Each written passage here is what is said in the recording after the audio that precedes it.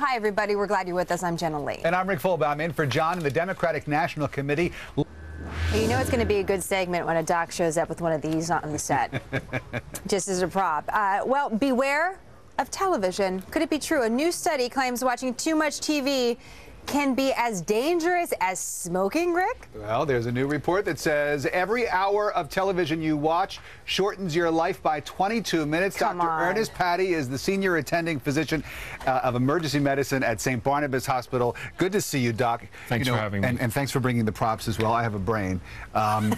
You do? I do have a brain.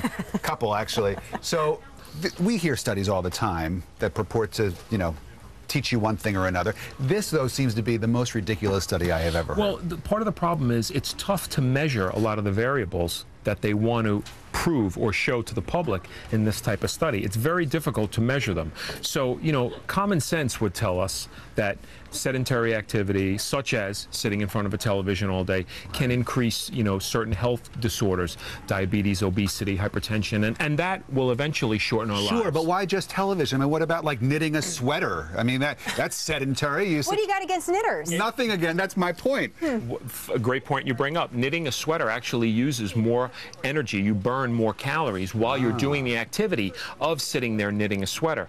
Television has been shown to decrease your metabolic rate significantly, coupled along with the advertising that happens on television, which is just teasing you sometimes, telling you to get a burger, to get some that. French fries, usually high calorie load, high fat foods, which you really don't need to be eating while you're sitting or lying down on the couch. Where do you get the 22 minutes from, though?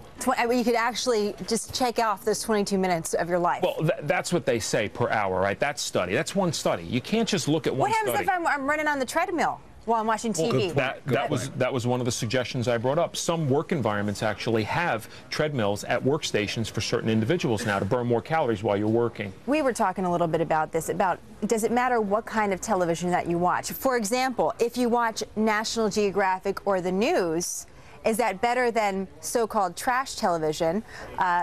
Does it matter? The content as far as brain stimulation or something like that. I would have to say that the content should matter because some of the television that you would watch would increase your heart rate, your blood pressure, and keep your resting metabolic rate up high. But that hasn't been, studied or accurately identified. One of the important things that we need to know is when you're here in a studio, say, you're not just sitting in front of the TV screen all day, you're getting up and you're walking around. You tend to, though, in your home, you tend to be lying down or reclining, and you don't move as much unless you have small kids. Lots of people in this building, Doc, say that if this were the case, they would have been dead a long time ago. Are we accessories? Then we've shortened people's lives. Listen, moderation is the key for everything. Moderation. Yep. Increase Dr. your Ernest exercise. Patty from St. Barnabas, thanks for coming in. Thanks so much for having me. We'll be right back. I appreciate it.